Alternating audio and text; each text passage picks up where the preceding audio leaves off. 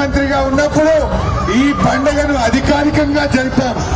అప్పుడు మా తలసాని సీనన్న నాయకత్వంలో ఈ డయాస్లు ప్రభుత్వమే వేసి ఈ దున్నలం తెచ్చిన వారికి వెండి పిల్లలను కూడా ప్రభుత్వం తరఫున ఆ రోజు అందించాం.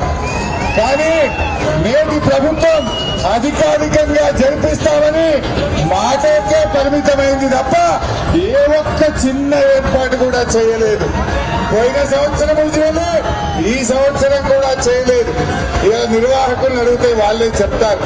బట్ ఏది ఏమైనా ఈ రోజు కేసీఆర్ గారికి యాదవులంటే ఎంత ప్రేమో ఎంత గౌరవమో మీ అందరికీ తెలియదు కాదు.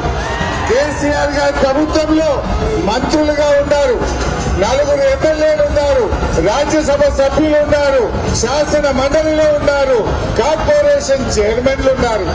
ఇవాళ ఏంటో పరిస్థితి నాకంటే ఎక్కువ మీకే తెలుసు. ముఖ్యంగా యాదవ జాతి గొప్పతనాన్ని అసెంబ్లీలో ఒక ముఖ్యమంత్రిగా కేసీఆర్ గారు ఎంత గొప్పగా చెప్పారో కూడా మీరందరూ కూడా తెలుసు.